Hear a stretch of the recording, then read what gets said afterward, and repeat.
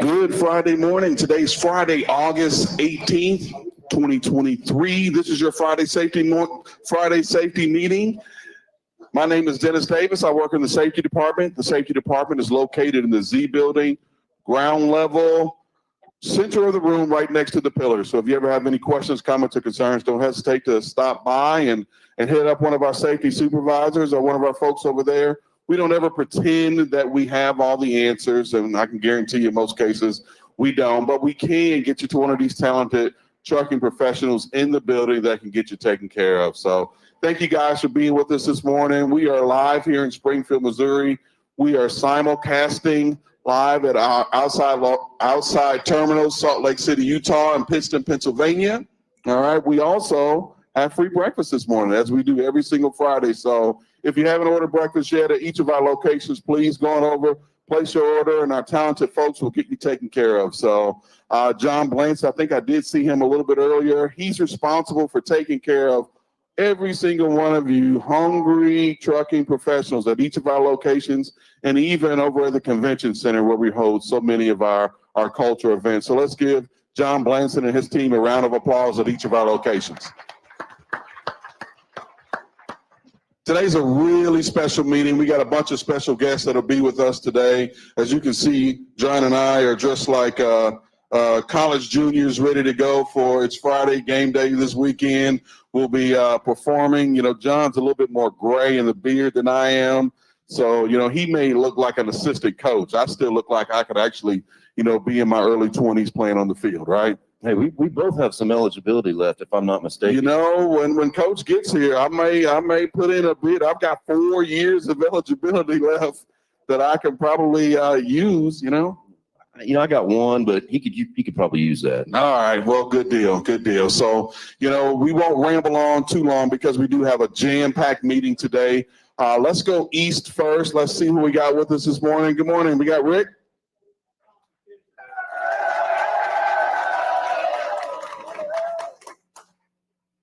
Loud and proud from PA. Man, you got a fantastic crowd. That's probably the best crowd I've ever seen in Pittston. We got a crowd. Isn't this great? This is awesome. It's unbelievable. It's just amazing that the people here and the energy that you can feel in the room. It's amazing. You know, there's a special buzz in the air. You got your buddy Lisa Lakashko there on your right. You know, we were there visiting with you. What was that? Last Friday? The time gets away from me, I think. Was that last Friday? Yeah, it was last Friday. Yeah, we had a great time. We had a little party going on, and we had a picnic the next day. Yeah, we had a fantastic crowd at the picnic. Yeah, it was a good weekend last week. Fantastic weekend. We kicked it off with a 10-year dinner celebrating folks with 10 years, 15, 20, 25. I think we got all the way up to 30-year associates that were being honored there on Friday night. So let's give those folks a round of applause. And not to diminish the 30 years of work. One of them was one of our safety associates, Shelly Scarantino, 25 years. 25 years for Shelly. That's fantastic. And of course, we don't want to diminish the work of any 25 or 30-year associates, but I do think the crown jewel of the night was honoring our 1 million and 2 million mile drivers. So let's give those folks a round of applause as well. You know, we had a couple double dippers that were in the crowd. You know, some Robert Corvette. I don't know if he's still there. Hopefully, he's not still there on a week later. But he celebrated a service anniversary. But he also celebrated a million miles as well. And you know, he told a really compelling story about how when he first started, and he, you know, didn't say it the same way I would. Maybe he hit a couple things and maybe had a couple accidents and maybe even had a conversation or two with some of the management staff about his future there at the company. But, you know, lo and behold, he bought into what they were saying. He bought into what Prime is selling. And, you know, years later, 7 years later, he's a million mile driver. So, you know, Robert, if you're watching or listening, congratulations to you again. It was great to meet you and great to celebrate with you.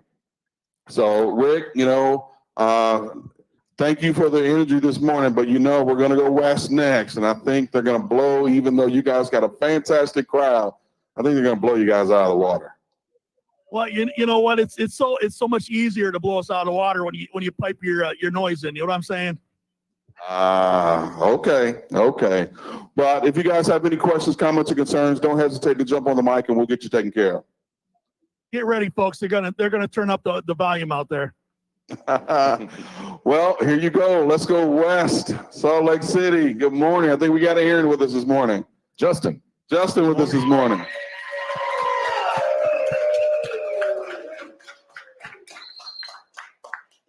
Good morning, everyone. Good morning, Justin. Long-time listener, first-time caller, right? Exactly. Big friend of the program, though. So Big fan of the program. So Justin Walker, fleet manager in our refrigerated division, first time hosting with us the Friday morning safety meeting. I guess you guys booted out Aaron for the morning, but we've got some exciting stuff coming up in Salt Lake City next weekend, right? exactly. Yeah, we have our million-mile dinner and 10-year dinner next Friday, and then the company picnic on Saturday. So we look forward to having everyone out.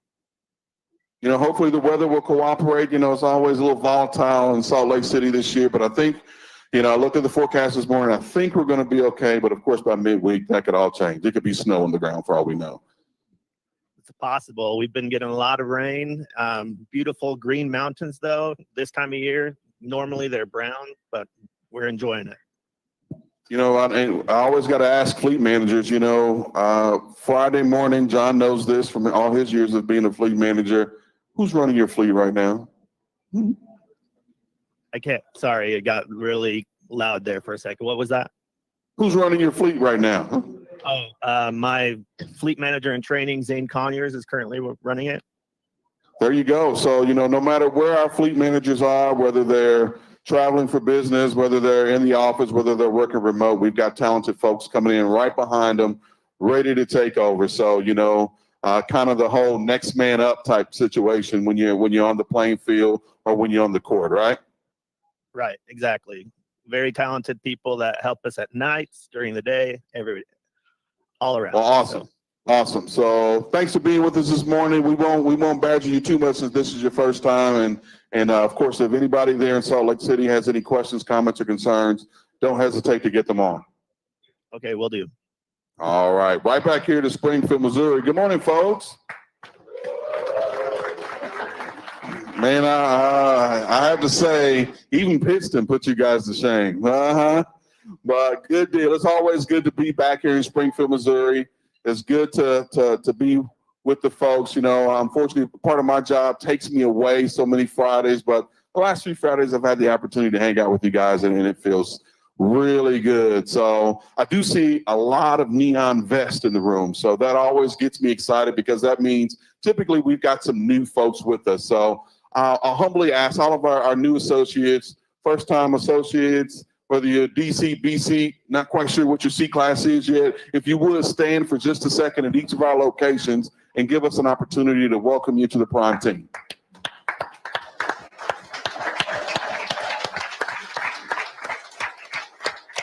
That's a lot. That's the most we've seen at each of our locations in a long time. And, I'd be remiss if I didn't say, those folks that didn't stand up because they're not new. We see some, hate to say old faces because, the only old face I see is John, but we see some veteran faces, some folks that we know and we love. We won't ask you old folks to stand. We'll just say welcome home. It's good to see you. Hopefully, whatever the reason that you're here, it's brief. We need you out on the road running, and we need you doing it safely. So to our veterans, thank you for being here.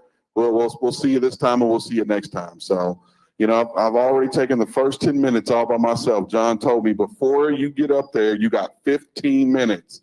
Don't go over 15 minutes. And I've already taken the first 10 minutes by myself. So with me this morning, one of our safety supervisors, actually he's the newest person in the safety department. This is John Harden. Good morning, John. Good morning. How are you? I'm doing fantastic. I think my coffee is really starting to pick up.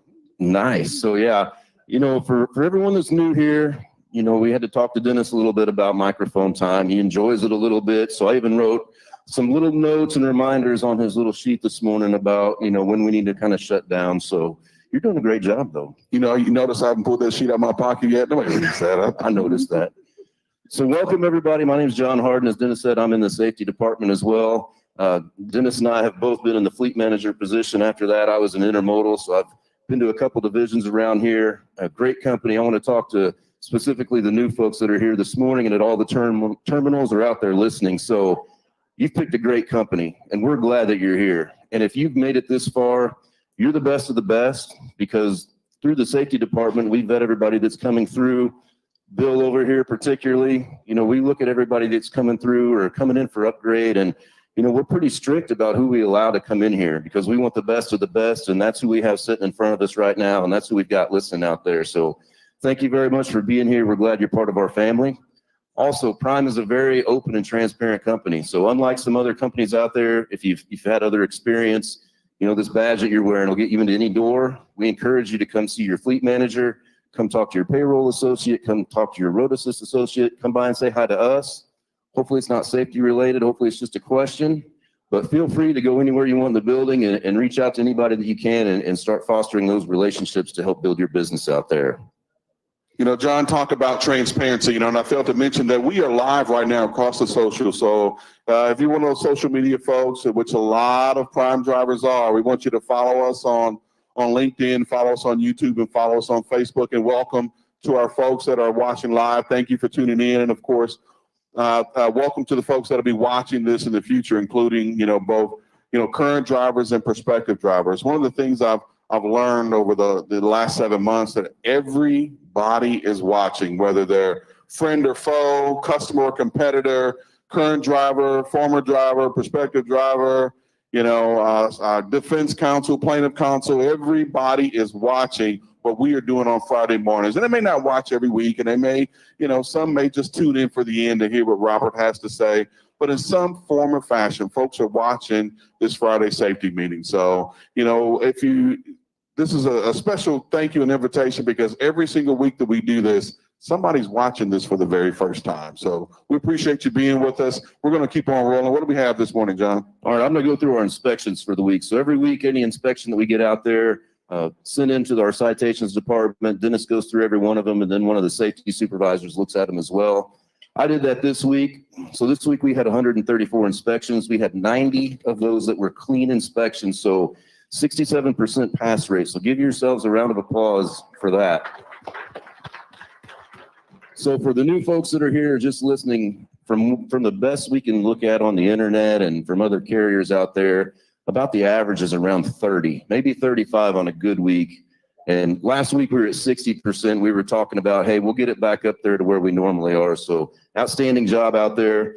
For those who don't know, whenever you get a clean inspection, lease operator, independent contractor is $100, company driver $25. So it's free money. So just going out there and doing your job the way you're supposed to do it, doing it the right way, can earn you money. So let's move on and talk about, you mentioned the picnics at the other facilities. We've got one coming up here as well. September 1st, we've got the TDC, the Truck Driving Championship. And then September 2nd, that Saturday, we're going to have the Prime Picnic here. Now, quick question for you. Is it too late to sign up for the TDC right now? Absolutely not. We'll have signups all the way up until the day of.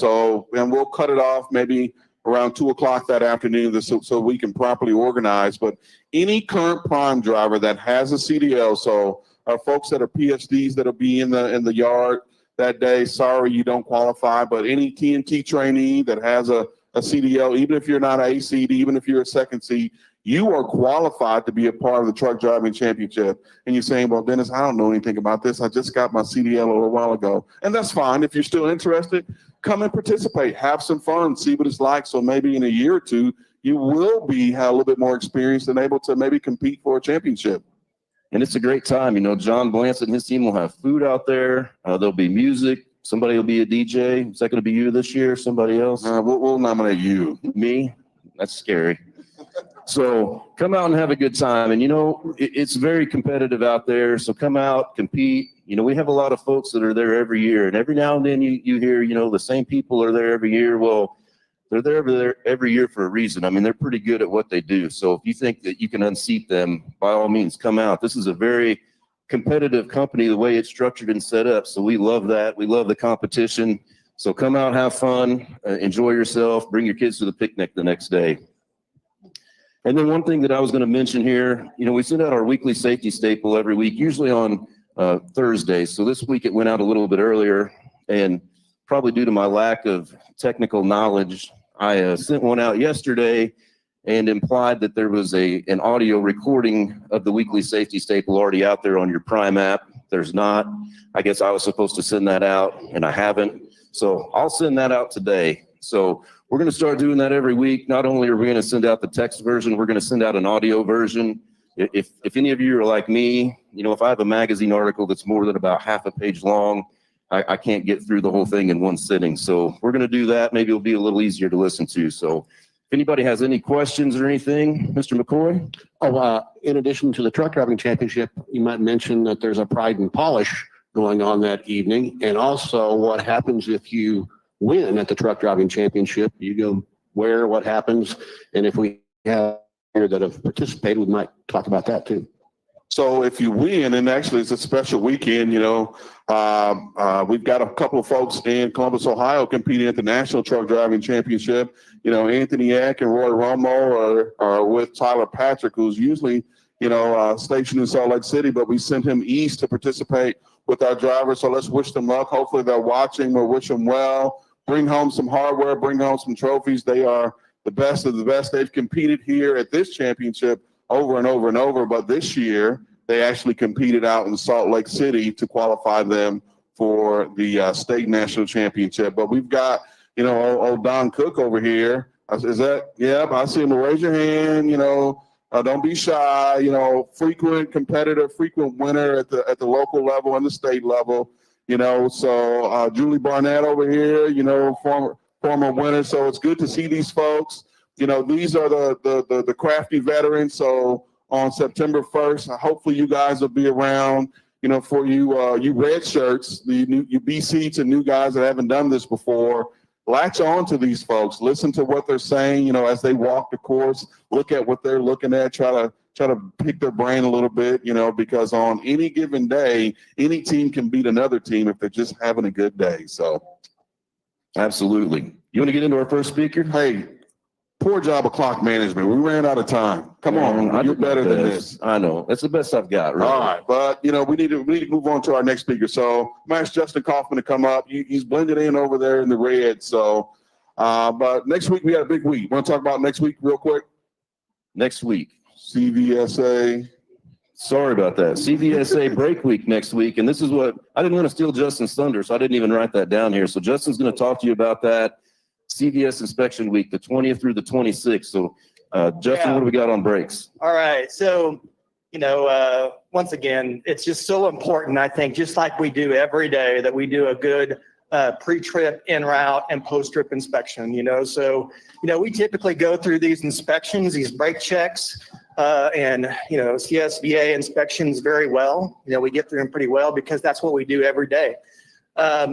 This year, I think there's a focus, or more of a focus from what I've read, on brake shoe lining and brake pad, lining as well. So I've just got a few quick photos that I'm going to show you up here. To the far left, this is a brake shoe. DOT requires 1/4 of an inch of brake shoe lining on the shoe. So we just want to make sure, as we're doing a good pre-trip, en-route, post-trip inspection, that we're looking at that, making sure that we don't have any cracked drums. Over to the right, we've got a photo of a leaky wheel seal, most likely here. So, if you see contaminants on a brake shoe or brake pad, that's a good opportunity right there to stop. Let's get some photos. Even if you're not really sure what's going on with it, let's get some photos. Let's send them into Road Assist, and let's have Road Assist make the call as to whether, what direction we need to go, right? The Road Assist can always be your lifeline out there. They can, look at these photos, determine whether they're good or bad or what we need to do. So moving on, a number of our disc brakes are on our trailers, and we are starting to get more disc brakes on our trucks, from the steer to, a few of the drives as well. But whenever we talk about disc brake pads, DOT requires 1/8 of an inch of brake pad lining. And so we just want to make sure that we're looking at that.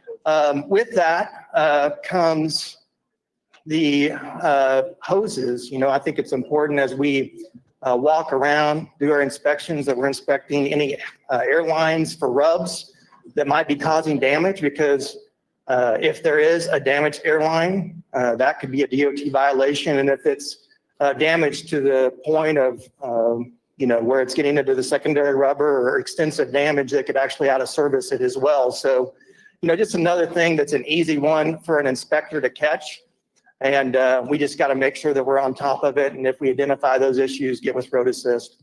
So like I said, we typically get through this with flying colors, because we do, what we do every single day. It's just another day for us. So I can tell you that Road Assist can be a lifeline, albeit over here after this meeting. If you have questions about something you're seeing on your truck, we have a wonderful vendor support network over there as well.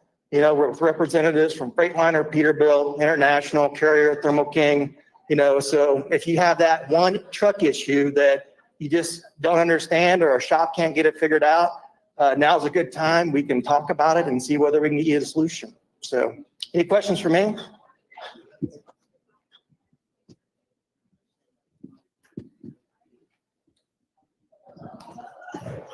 Okay, so the federal recommended tread depth for drive tires is 2/32. What is the prime recommendation for that? Yeah, obviously we go by the DOT guidelines. That's in every major tread groove, right?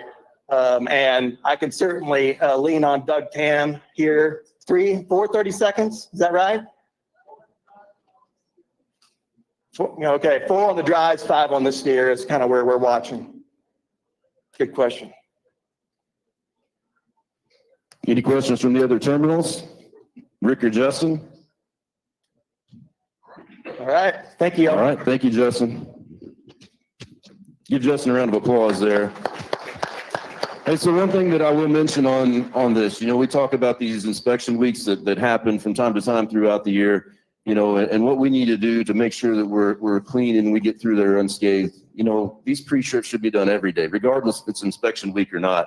This is about your safety. This is about the public safety. So make sure you're doing these all the time, not just during these inspection weeks. So who do we got there next there, Dennis? Hey, every great team has a great leader, right? And, as a part of that, other people start to transcend as leaders as well. So, one of the folks I'm going to ask to come up is Brendan Officer. She works in our law department. And of course, we all know and love Susan. That's our leader over there. But every once in a while, we've got to make sure that we've also got some folks that we're able to pass the ball to and make sure that they're ready to go when that time is called. So I've asked Brendan Officer to come over and talk to us. Of course, with it being CVSA brake check week next week, we do expect for there to be an influx in the number of inspections. And of course, every single time you're inspected, they're going to want to know about your logs. They're going to want to see what you got going on. So Brendan, kind of talk to us a little bit about what our top 3 violations were here recently, but just a few tips as we go into CVSA brake check week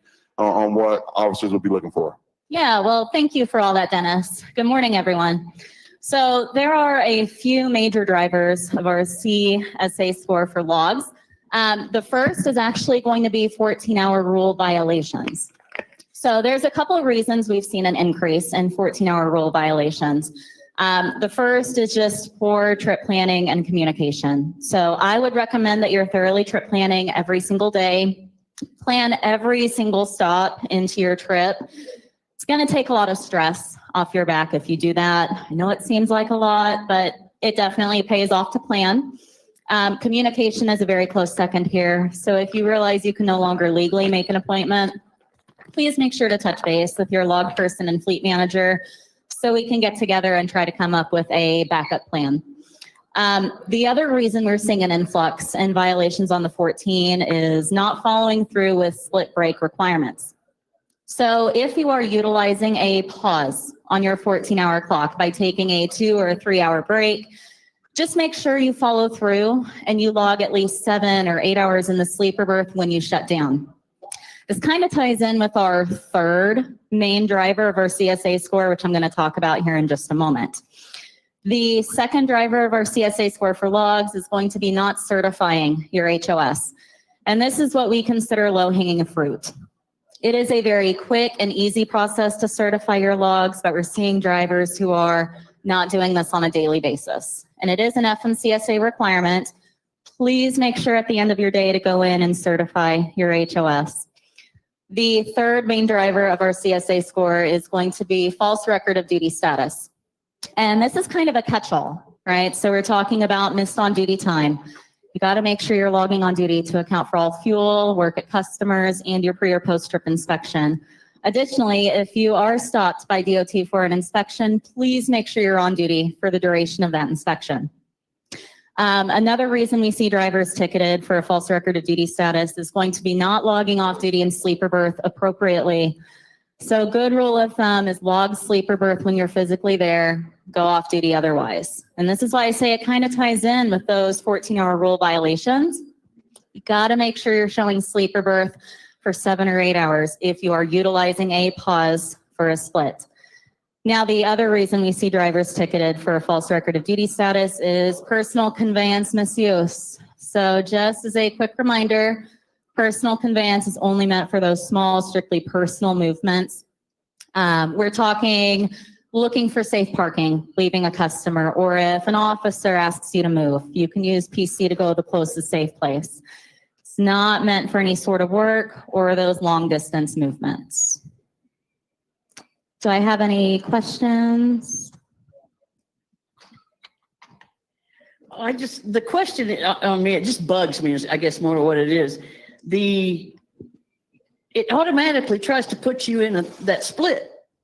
Mm-hmm. Well, if if you're not really paying attention or whatever, and you end up off duty or whatever, I call in and they go, oh, we'll just change that to sleeper berth. Now, where is that legal?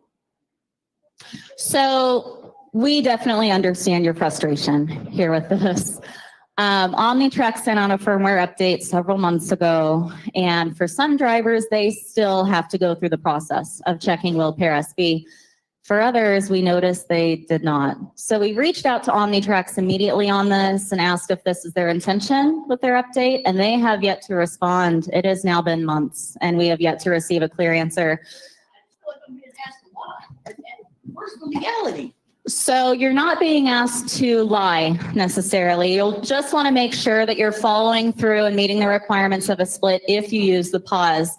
If you find that your Qualcomm is automatically registering a 2 or 3 hour break during your shift as a part of a split, best thing you can do is be mindful. Make note of when you initially start your 14-hour clock, when you go on duty or start driving at the start of your day, and manually just make sure that you shut down before your 14 is set to expire.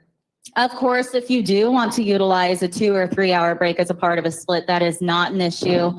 Just allow that time to count toward a split and follow through with 7 or 8 hours in the sleeper. Now, if you make a mistake and you forget to show sleeper berth, we are happy to go in and edit that time for you. But make sure you're proactive, trip plan, make note of when your 14-hour clock begins and when it is set to end. I know it's frustrating, but we're happy to help anytime you have questions or concerns. We do foresee Omnitrack switching back to the old way. We've seen drivers who didn't have to check the box now having to check it. They're just not communicating with us on what the plan is. The cool thing about all of this is, fully transparent. We've got a little healthy tension in the room. I'm okay with it. We're okay with a little bit of dissension, truckers and trucking professionals just having the conversation. So, before you get out of here, and I'm gonna kick you out here because I got to manage the clock well, give us a quick update on where we stand as far as the PC program. Yeah, so the PC pilot program is going really well. I believe we've got 24 fleets on the PC pilot currently. All of flatbed fleet is now on the PC pilot. We've moved along to adding tanker fleets to the PC pilot as well. There's a good mix of reefer. So you will have a heads up whenever you are transitioning into that PC pilot from the safety department. Keep an eye out on those messages. And of course, if you end up on the PC pilot, let us know anytime you need to use PC. Be proactive. We'll be happy to turn that on for you early if needed, so you've got it for those personal movements. Awesome. So, hey, Brennan, thank you for being here. Hopefully you can hang out over here a little bit. Anybody have any questions log related that they did want to ask over the microphone? Brennan will be hanging out over here after the meeting to be able to get you taken care of. All right. All right. Thanks, Brennan. Let's give her a round of applause.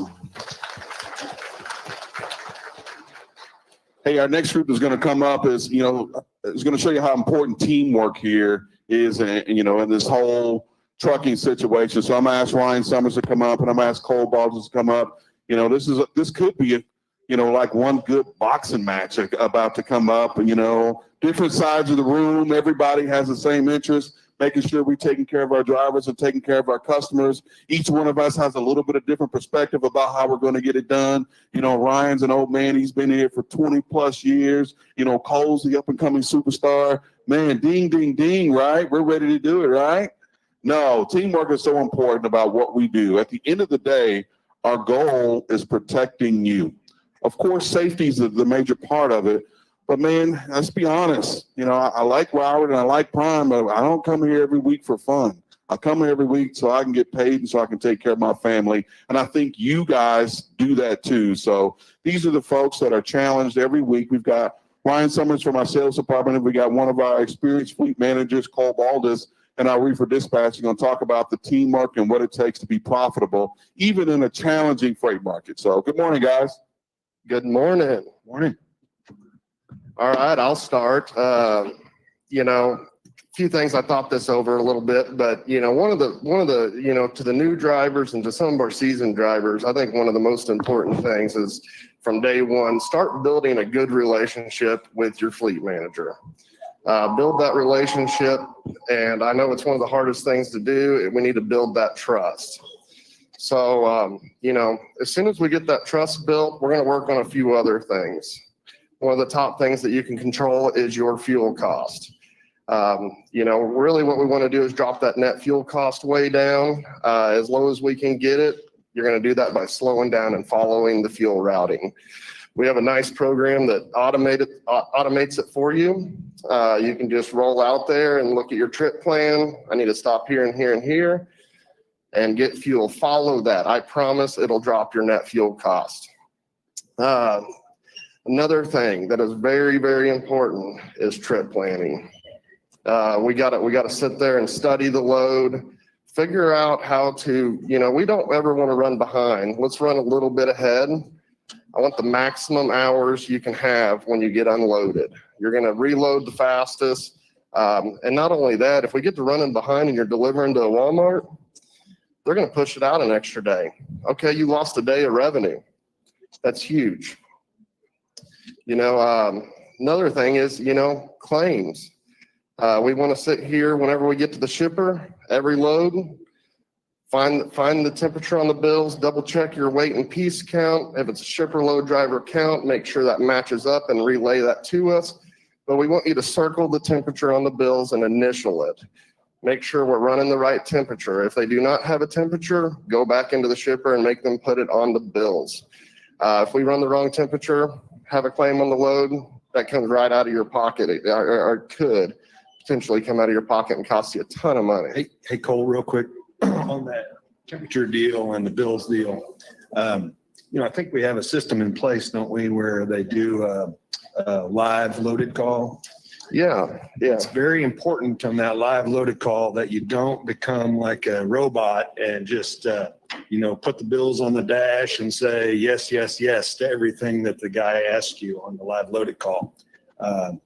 Actually have the document in your hand, double check the seal number, find the temperature on the bill, do all those things. Those are all designed to protect you, and us from a potential claim. So I know a lot of times, especially if somebody's been doing it for, 10, 20 years, you can get in the habit of, just setting them on the dash and saying, yes, yes, yes. And it just becomes routine. But that's the whole point of that system is designed to protect us. So that's all. Go ahead. I didn't mean to interrupt you. Well, no. I mean, if you have anything else to throw it in, we'd be happy to hear it. So really, it is absolutely, that is a protection in place. And we like to double check if anything is wrong. So that's super important.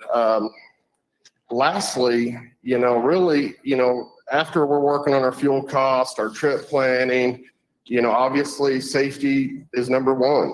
We get in an accident, you're depending on what kind of accident and what the truck and trailers damage or the products damage, you could have anywhere from a $500 to, $2,500 deductible. That's right off the top, right out of your pocket. So, take the time, slow down. I always say when you're backing into a dock, I don't care how long it takes. And I understand it's a huge challenge when everyone's watching you, but take your time. It's not worth it. Slow down, get it in there. Those are just, a few tricks that I have. Along with the trust is, I'm going to send you some loads that you're going to immediately look at and be like, well, why are we, this doesn't make any sense. In my job, we can't look at one load. We have to look at, the full month or the full year. Don't even want to look at 1 week. But I might put you on a load from from Pennsylvania to Illinois that doesn't pay well, but I know that I can make it up on the other side. And that's where that trust comes into play. It's my job to make sure that everything makes sense and we have the revenue that we need to be successful. And I promise we'll build that trust. I agree. I think building a week, building a month, those are key. Controlling costs. We can't, in this environment, we can't do a lot with the revenue side of things. It's kind of the phrase is the rate is what the rate is. We obviously want to get the rates as high as we can. We're sharing the revenue with you, 72-28. We want our cut to be just as big or as it possibly can. And that translates, we're partners. So your cut rises. A rising tide raises all ships. So we're kind of locked in a little bit on the rate side. So the way to take advantage of profit right now is to control the cost side. And I think Cole did a good job of talking about the routing, the fuel. That's the key. Ryan, protecting claims. You want to go into, how important it is to look at these chutes in the trailer and at your shippers that need our empty trailers. Yeah, I've got a couple of things, a little grocery list of stuff I want to talk about as it regards to trailers. Chutes are important. We've got a couple of clients here recently, Dole being one, that is very critical of the condition of the chute. So if even one rivet is missing, and it could be the front rivet, they're going to reject it. They're going to kick it back. So the solution to that is sometimes you have to get in and walk the trailer. If you're going to do a Dole load, you definitely need to get in and walk the trailer, make sure that the chute is in good condition. There's no mold. There's no hanging, there's nothing shredded on the end or on the front. That goes for the bulkhead too. I don't think they'll load us if we've got a loose bulkhead, if I remember correctly. Keith's shaking his head, so I do remember correctly. That happens from time to time. Clean trailers, very important. So when you go to a drop yard or a customer, especially a customer's lot, but even a drop yard, and I'll explain this in a minute, but make sure the trailer is clean and full of fuel. And if you went to the Beacon or a Blow Joe truck wash, whatever, after you paid the comm check, open the door and make sure that, they didn't leak bloody water on the floor. Make sure you're getting paid. We're getting the service that we paid for. You know what I'm saying? Because in this heat, it doesn't take long at all for some standing blood to turn into a bug mess. And those are a lot harder to deal with than just a dirty trailer. So let's follow through on those deals. Drop yards are important too. When a guy gets dispatched, he's coming out of the house. I'm going to use Dallas as an example. I booked the freight in the Dallas market. So got a guy coming out of the house in Dallas. He's going to pick up at, say, VersaCold in Dallas at 2 o'clock in the afternoon. Well, so he plans to be at the drop yard at noon to hook to his empty trailer. Well, he gets to the drop yard and coal, it's dirty. There's trash in it. It's got half a tank of fuel. He can't take that trailer the way it is, so he's got to stop at the truck wash. Hey, it's middle of the day. He's got to wait in line. It's going to be an hour and a half to get in the truck wash. Then he's got to get reefer fuel. So before you know it, it's 2 o'clock. He's missed his appointment. Now he's working. So you see how this snowballs So now we've got a bigger problem than just a dirty trailer. This is going to be a time killer. So that's why it's important to, follow through, drop clean trailers in good working condition at drop yards or customers. If that were a customer, the scenario would be, hey, you've got a noon appointment. We go to grab your trailer and put it in the door. We find when the spotter hooks up to it that it's dirty or it's not got enough fuel for us to use or whatever. Many customers won't load a trailer if it's less than half a tank of fuel. Some of them less than 3/4 of a tank of fuel. And if it's dirty, they're certainly not going to use it. So, and that's just an opportunity lost for us, because if we could have loaded that trailer, we book that load, we drop and hook. That's one more empty trailer we get into that plant before that plant wants to shut down. Right now, these plants are all trying to cut costs too, so they don't want to work Saturdays and Sundays if they can avoid it. So for us to gain freight, one of the things that we do is make sure we get as many drop trailers in by Friday night as possible, because that's another potential load that you could be picking up, Saturday or Sunday. So those are just a few things. One other grocery list on the trailers that I want to talk about is at the drop lot specifically. This could be Houston, Dallas, Baton Rouge, all over the country, Atlanta, Pennsylvania. Many places, especially if we don't own them, if they're not prime yards, like Springfield, Utah, Pittston, these are all prime facilities, Illinois, these are all prime facilities. We're not paying for the space. We already own the space, right? But in for instance, Dallas or Houston or San Antonio, we don't own those lots, we rent them. And we pay per space on most of these lots. So we have 20 spaces. So I ask that if you're going to use one of those lots, that you try to be protective of our costs and mind our space there. In other words, don't take up 3 spaces with your trailer that you could park in 1 space. Don't park it 6 inches away from another trailer so a guy can't get to it and dolly it, and that trailer's going to sit there for a month and take up a space. So be smart about those types of decisions too. I don't want you to, park so close to something that you're going to take a chance of hitting something, but I want you to utilize the space well at these yards. You're looking at me like my time is up. Thank you all. Appreciate what you do. Do we have a question over here? Let's take one, maybe 2 questions here real quick. And then we'll ask Cole and Ryan to stick around a little bit in case everybody can't get their question in. Picking up a dirty trailer, does the driver who's picking up the dirty trailer get a bonus because the last driver didn't wash it out? I don't know if that bonus is the right term, but I can tell you that 25, 28 years ago when I started doing this, we were a much smaller fleet. And so the guy that picked up the dirty trailer would literally hunt down the dude that dropped the dirty trailer. And so I don't suggest that you get vengeful, but I do suggest that you tell your fleet manager, hey, I'm picking up a dirty trailer. You need to find out who dropped it like this and pay me for my time. I don't need a bonus. I just need paid for my time. If I got to do his job, I want paid for it. And I think if we all did that and followed through a little more, we'd nip this problem in the bud pretty quick. Last question right here. Quick question on the pay. Is there a minimum that Prime will allow for us, like per mile, like for like $1.50? Because sometimes you might get a rate come in like $1.10 a mile, and it's just not worth it. And they might pick up on a Monday, we live on the Wednesday for like 400 miles. I'm saying? Y'all send it to us, and we turn it back to y'all, and some discussions might get mad at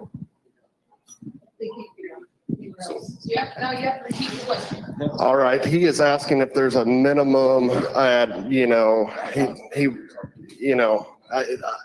minimum rate per mile, and it's $1.02 a mile is really what the answer you're looking for. But again, this goes back to, we can't look at one load. We can't look at really 1 week. I'm okay with looking at a month, and I'm definitely okay at looking at what we made this year. But I was with you, dealing with us, like if you're a lease driver, own operator or whatever, and you don't want paying for that fuel that week, you're going to look at that week, not a month, coming from a driver. We could do the numbers on a week, you know, I mean, as far as the rate per mile. We can talk about it, but I promise you, you're going to be well above that on the rate per mile. So. You know, and this is an awesome transition to some of the things that we have going on next. You can't look at what you did, you know, in practice today or the game you had today. You have to look at the culmination of everything. You know, the goal is not to have the best load. The goal is to be the most profitable at the end of the quarter, at the end of the year, at the end of the lease. Big picture has to be included in everything. I can't just, you know, be upset at Robert over, you know, the paycheck that I had last week.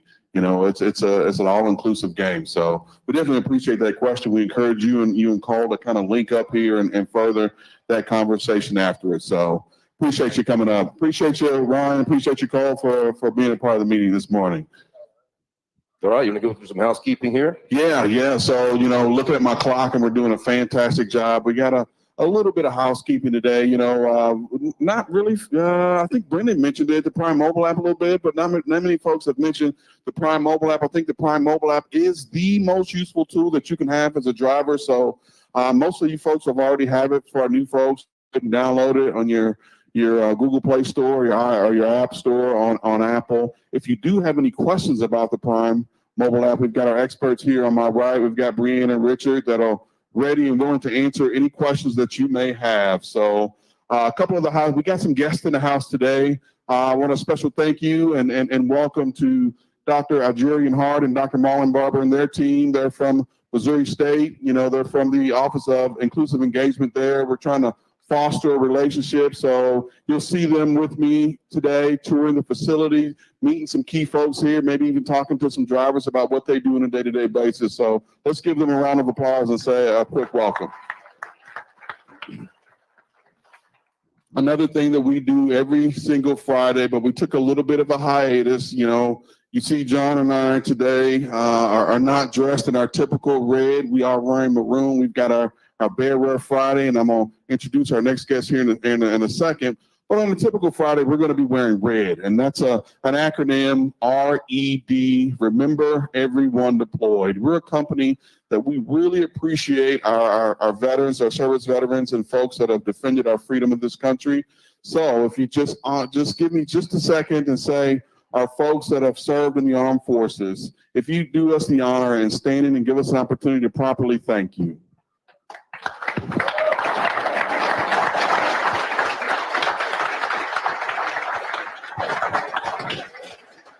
We so much appreciate our folks that have served. So, John, I'm going to tell you a story. I never heard before story. I think my mom is probably the only person that knows this story, and this is going to be a good transition for our next speaker. So, former high school athlete here. You know, I played football was my sport. You know, 1994, I was a freshman, Riverview Gardens High School in St. Louis, Missouri. I actually played varsity as a freshman, so I thought I was big stuff. You know, so went through that first freshman football season, and guess what comes after football season? Basketball. I was ready, you know, and my PE coach at the time was like the JV basketball coach, and I just told him, hey, you know, I had a great football season. I need to heal up for some things, but I'm ready to come out. I'll be at tryouts tonight. And you know what he said to me? He said, oh, you gonna be there at tryouts tonight? He said, huh, you ever considered wrestling? So what was he getting at? I wasn't at tryouts that night. Let's just say that. So that was the end of my basketball career, right as it started. So, you know, as you can see, Prime is a big basketball community. Also, in addition to that, we're a big Missouri State. Missouri State is really a feeder for us. John, former athlete at Missouri State, you know, degree in business. Dennis, watched a lot of sports at Missouri State, you know, degree in business. You know, as you look a lot of the leadership around the room, we are Missouri State alums. So this is a really special moment for us. We're really big basketball fans, and it's an honor and privilege for us today to welcome to our safety meeting men's head basketball coach, Coach Dana Ford.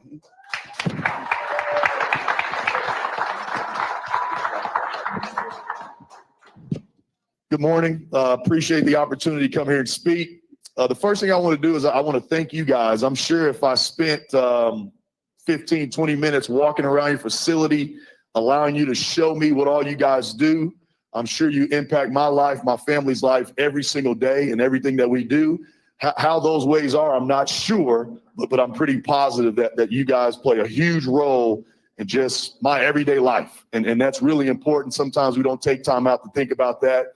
I will say this, when I'm out on the road, I was just telling Steve, every time I'm out on the road, no matter if I'm recruiting up in Boston or out in New York, obviously locally, you know, I see you guys. I see your trucks, and I'll say, Steve, no one's ever come close to hitting me one time. Okay, so that's a good thing, right? All right. But thank you, and I really appreciate that. I grew up in a small town right across from Cape Girardeau. If any of you guys are familiar with Southeast Missouri, I grew up in a town of about 500 people. My entire town could probably fit in this cafeteria right here. And I really had no type of a clue of what all went on out there, you know, in the real world. I attended Illinois State on a basketball scholarship. I graduated in 2006. I was fortunate enough to go be a GA for one of the best basketball coaches probably in the country at that time at Winthrop University, a guy by the name of Greg Marshall. We later went to Wichita State when they used to be in the Missouri Valley, recruited a couple good players, had my first opportunity as a head coach at 28 years old at Tennessee State University in Nashville. We were able to turn that program around. We've been here now for 5 years, and we've been solid. We still have some steps to take. And, you know, that's going to lead me into a couple of things I want to talk to you guys about. Steve has told me that this is a safety and health meeting primarily. And that's really important. And so, you know, we try to educate our players on their moods, because today's student athlete is a little bit different than probably what it was when I played. When I played, if practice was at 9 o'clock, I showed up at 8. When coach came down the stairs, we were ready to go. We didn't really have any excuses. Okay, today's generation is a little bit different. So we wanted to focus on their mood.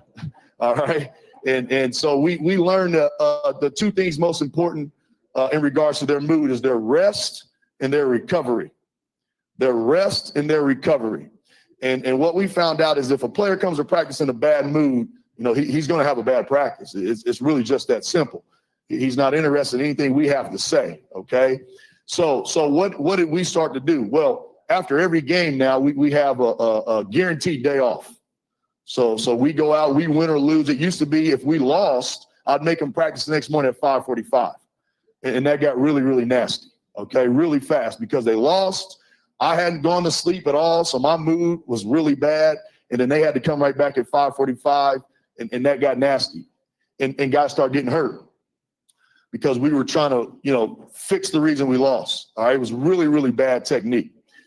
We ended up losing a couple players my first couple years here because our practices were not too hard, but they were at the wrong time. And guys, their rest and recovery, it wasn't good.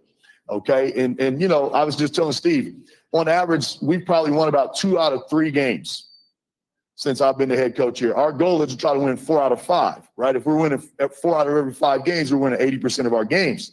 And we've had to go through some serious injuries our first couple of years in that regard. We've lost our point guard. If I've been the head coach here 5 years, we've had to go without a point guard 3 out of 5.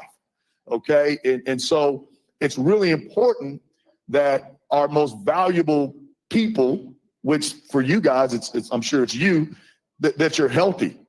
And the best way to do that is by your rest and your recovery so your mood is good. When your mood is good, you take better care of yourself. Okay, you take better care of yourself. After every win, I'll stop on the way in the next morning and grab breakfast, either at Scramblers or at Gailey's. Okay, if we lose, I don't even eat breakfast. I just get right to the office. Okay, I'm not in a good mood, so I'm not taking care of myself. So it's really important that you value your rest and your recovery. That way your mood can always be one in which you value yourself. Okay, because when you're not in a good mood, you don't value yourself. And when you don't value yourself, you don't value others. And when you don't value others, when you're on a team, that's probably a bad combination. All right. So any questions on, you know, the emphasis of your mood and why, you know, your individual mood is so important? Come on now, y'all. You got the head coach of Missouri State here. He's delivering a very powerful message. it is about, as you complete your shift on driving, it's about you all getting rest, right? And recovering for your next shift. You got to have them focused, right, Coach? When they come in, they got to have their game face on, correct? Absolutely, because, you know, the preparation for the next day starts then. You know, I'll give you an example. When I was a young assistant coach and I would be out on the road recruiting, and let's say I was on the road, we got a huge commitment. Okay, what I would do is I would go out and I would celebrate that commitment. And then the next day I couldn't get anything done. Right? I mean, I couldn't get anything done. I went out and celebrated that commitment. Now, one time I saw in Fred Van Vliet, and that was worth not getting anything done the next day. All right. Now that was a really big shipment. All right. But no, like now after a win, okay, we don't go out and celebrate the win, right? We try to do something that's going to put us in a good mood the next day. Okay. So for me, I go straight home and I celebrate the win with my family because I know that that's going to put me in a great mood, right? I'm hanging with my wife, I'm hanging with my kids. Okay. I'm not out doing, you know, who knows what, just trying to celebrate a victory that we just had. And so those things are really important. The things that you do, and what we tell our players, everything you do away from the court is going to show up on the court. I mean, it's really just that simple. It's not like you had some great morning in your dorm room or some great conversation with your parents before practice and then came here and had a bad practice. You normally had a bad conversation with a girlfriend or a mom or somebody like that, and then you came here and had a bad practice. So, and it's really important that everyone understands their value, because I know we've got many different areas in here. It's no different than us. We've got coaches, GAs, managers, players, administration. We need everybody to be in a good mood so they can be their best. Yep. Yeah. Hey, Coach. So I'm Colby, the director of Driver Health and Fitness. So we talk a lot about drivers about planning, right? So how they plan, make a plan for obviously their pre-trip planning, but also for their health and fitness and stuff. I mean, how would you say the same for your kids, right? Your athletes, when that plan's a big deal, right? Can you speak No on question. that? You know, we use one of the most common sayings, you know, failing to plan is planning to fail. And so you have to make a detailed schedule. All of our guys are on a block schedule every day where literally every minute of their day is planned. And that's the same with our coaches. Okay. And as coaches, we get in the office at a certain time, we work out at a certain time. And it's not always just our physical, but also our mental. Okay. Our strength and conditioning coach requires our players to read books throughout the year because we're not just working on their bodies, we're also working on their minds. But you have to plan those things because you got to be consistent. You know, you've got to be able to do, you know, ordinary things on a consistent basis. And that's true success. You know, it's not the spectacular day that you have because those are so few and far between. It's consistently, can you just do the ordinary things at your very best? And a lot of that comes through planning because time gets away from all of us. You know, time gets away from all of us. And so it's imperative that you try to plan as much as your day as possible and be realistic. You know, don't, if you haven't worked out in 3 years, you're not going to start running miles tomorrow. I mean, it just doesn't work that way.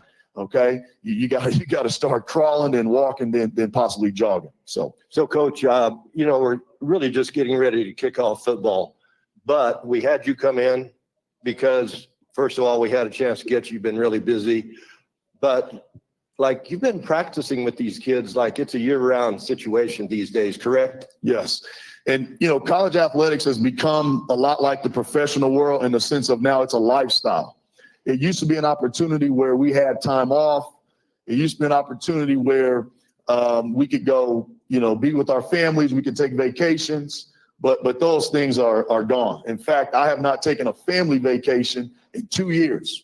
Okay. And I'm a dad of 6. So my house is crazy and I need a vacation, but we have been practicing all summer long in preparation for the fall, in which we'll practice all fall long in preparation for winter. And it's really important that you try to plan in a little bit of downtime, right? Because if not, both of those seasons are going to run into each other. And we just allowed our players to go home for 2 straight weeks before the start of fall. And I told them one thing when they left, that they were not going to hear from me. So our guys haven't heard from me in 2 weeks because they need a break. And it's important that happens because, you know, like you're saying, right now it's a lifestyle. It's every day. And you know, how you do anything is how you do everything. And you know, if you get caught cheating on a test, then you're probably not going to help on defense, or you're going to cheat for a steal on defense, right? I mean, it's really a true statement. So it's really important that you understand the lifestyle in which you need to maintain to be successful. And it's not something that just happens. You can't just wake up and live a healthy, safe lifestyle. You must plan that. Coach, one of the previous speakers talked about trust. You know, the driver needs to trust him as a fleet manager, who has to trust the customer service persons. On the team concept, how does that trust work between the players, the coaches, the managers, everybody? Yeah, I mean, it's definitely one of the most important things, if not the most important thing. It's all about trust. Even going back to the recruiting process, we go and recruit people's kids. So as a parent, if you don't trust the head coach, then you're probably not going to allow for your kid to come play for us. So that relationship of trust dates all the way back to the recruiting process. And trust is something that you have to navigate. You can't do it overnight. And everybody plays a role in that. And so anytime we talk in our program about what everyone plays a role in, we elevate the word environment. You know, your environment is what will allow for your culture to develop. And you want a culture of trust. But if your environment won't allow for that to grow, then you're not going to have it. You can talk about it all you want. You know, people talk about culture. You can talk about it all you want. You've got to have an environment where the culture will grow. And then your environment, that's what everyone's responsible for, right? If you want a culture of energy, if you want a culture of passion, enthusiasm, and you're coming into your office every day, or you're coming into your shift every day, low energy, you're hurting our environment, so we can't grow. Because, you know, every operation needs a leader. Don't get me wrong. But even more than leaders, okay, you need people willing to control the environment so things can grow. And so, you know, that environment or that culture of trust that you're talking about, it's probably one of the most important things. In fact, when a kid comes into my office or a parent calls me and says, how come, you know, such and such isn't playing? The first thing I say is, I don't trust him. I don't trust him to do what we need him to do. And so trust is definitely something that you have to work on. It's a total team effort. Right? There are no shortcuts. You think you're taking a shortcut, but what you're really doing is you're headed down a dead end. But trust is definitely something that we emphasize, and everybody plays a role. Coach, we say around here, culture eats strategy for breakfast. If you don't have a powerful culture, you can strategize all you want, but if you don't have that culture and the buy-in with all of your team members or associates, it's going to be a problem, right? Absolutely. I mean, and I think that was a saying of Brad Stevens or a Boston Celtics thing that dated back some years ago. The first coach I heard use it was Kevin Stallings, former head coach at Vanderbilt. But that's exactly right, because your strategy is just something that you're trying to do on a game-to-game basis. Your culture is year after year after year after year after year. And so it definitely is true what you're saying. And again, you know, culture and how we define it is any behavior that we allow. Okay, any behavior that we allow. But we can't be everywhere as leaders, as coaches. And so the environment in which your program is allows for your culture to grow. And you know, it's no different than, you know, Mark Few, who's the head coach at Gonzaga. He always talks about bamboo, right? Bamboo. And, you know, you can water bamboo for 5, 6, 7 years or something crazy like that, and it doesn't grow at all, right? But when it starts growing, I mean, it's the fastest growing, strongest tree that there is. And so, you know, that's the same way with culture. That's why environment is so important. That's why you have situations where all of a sudden people think, boom, they came out of nowhere.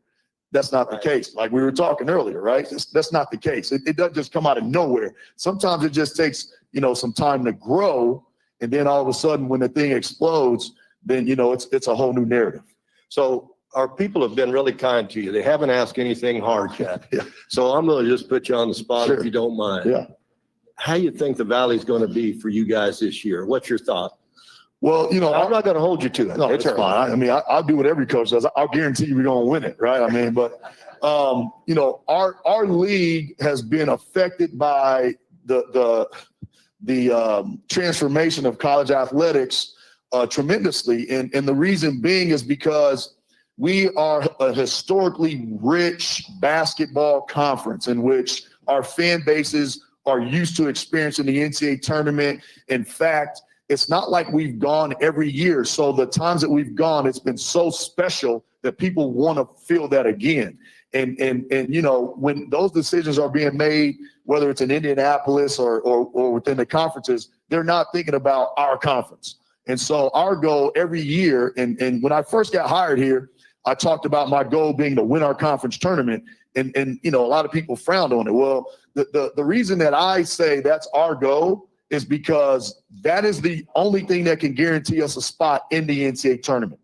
And we're in a line of work that after X amount of years, if you haven't made the NCAA tournament, you're deemed a failure, right? So let's just, you know, get cut to the chase. And so like for us, we're going into our 6th year. So our goal again is to win our conference tournament because we want to guarantee us an opportunity to play in the NCAA tournament because the landscape has changed. We can now pay players. Players can transfer anytime they want.